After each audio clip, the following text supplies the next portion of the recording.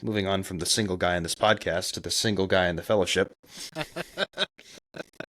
what can we learn about Frodo?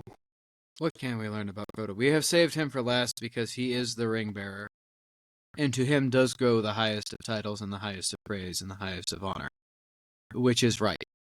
So we will talk about him last. In the Fellowship, Frodo is given the ring by his uncle, who kept it in his pocket for 70 years? Thereabouts. He is given this ring, and he is wondering what is to be done with it. And he receives some advice from Gandalf, but part of that advice is really you can do with it whatever you want. You want to put it in your pocket and carry it around with you for the rest of your life like Bilbo did? That is an option. Or you can put it in a box and bury it in the ground. Or you can take it to the elves at Rivendell, who will know best what to do with it. And Gandalf basically tells him, this is the right thing to do, and I'll kill you if you don't do the right thing. This is the unspoken part.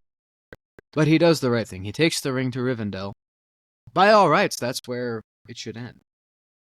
His job is done. He's taken the ring to the elves. He can just hand it off to the elves. You figure out what to do with it. I'm going home. I have a pipe to smoke. Quite enough excitement. I have books to read. Whatever. But he doesn't do that. At the council, he speaks up and says, I will take the ring to Mordor. When the council has decided that the ring must be destroyed, they need somebody to do it. And Frodo says, I will take the ring to Mordor. Why? Your job is done. No one in that circle would blame him.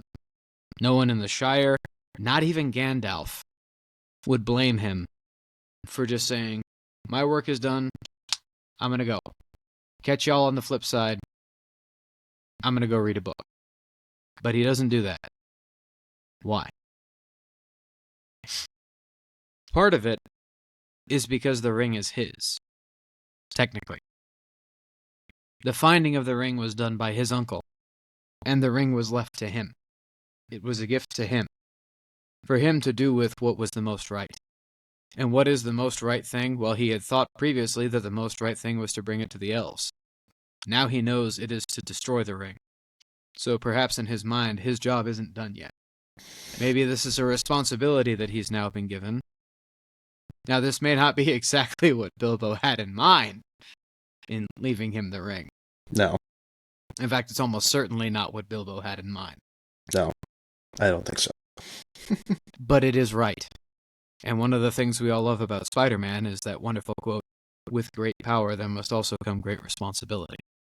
He has been given the soul of the Dark Lord in his hand, the powers of a Valar, which puts him higher than Gandalf.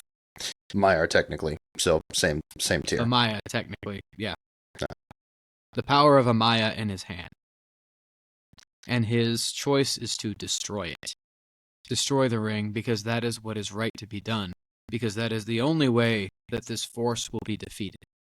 That is the only way that whatever pain is happening will end. Even though he has no idea of what's going to happen, or even what is currently happening outside of the Shire, or where he currently is. He still volunteers. Because he considers this ring to be his burden and nobody else's. So from him, we can learn that we must bear our burdens and shoulder our responsibilities with patience and strength. Because he carries the ring for as long as he possibly can. As long as his own spirit will let him.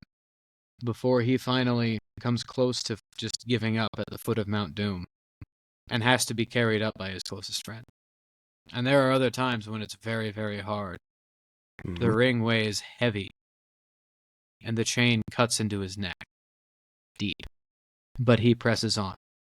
And when he awakens in Cirith Ungol and it is not around his neck, he panics. Because his first thought is that the orcs have found it. Yeah, I don't get the sense that he was being possessive there. He was a little bit when Sam gives it back to him. Mm-hmm. But at that point, at least in the films did this very well. You can see Sam is starting to be drawn to the ring. I think that's a film thing. But yeah.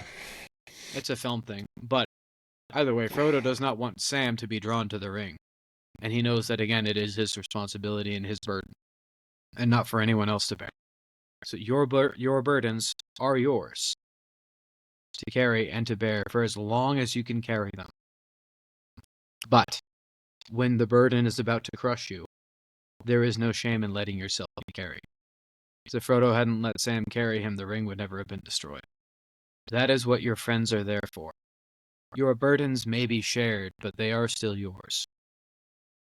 You can't slough it off onto somebody permanently.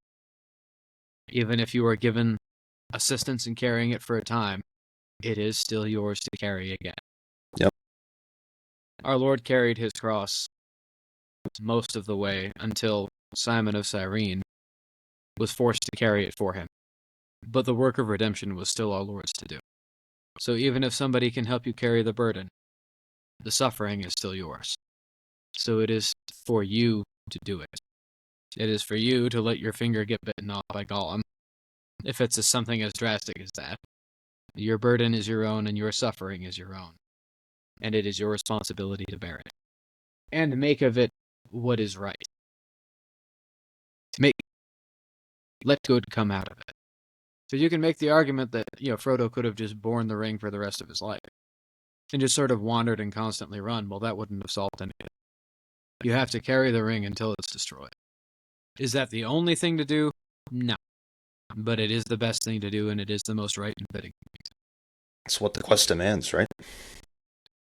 And too often we could slough off on that. Like, well, I could go do this other thing. I said I'm a master procrastinator earlier, which means I'm also a master, well, whether it means it or not, I'm a master of doing that too. And it's not like I haven't had my share of burdens and responsibilities in life. My life hasn't been easy, as anybody who really knows me knows.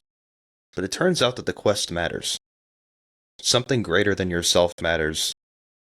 What is good and true and beautiful matters. If that's your lot in life, to pick up such and such burden or such and such responsibility, you just gotta do it. Keep your eyes in the light. Keep your eyes on the quest. Keep your eyes on Christ. And bear those burdens and bear those responsibilities. And not begrudgingly, even if that's all you can do at the start. But we'll take it. But with patience, with strength, like Ethan said. And if you only take one of these resolutions that we've gone over in the last episode and in this one, let it be this one. Because this is the one that will give you the strength to carry the other ones as well. If you take more than one, let this be one of them. And if you only take one, let this be it.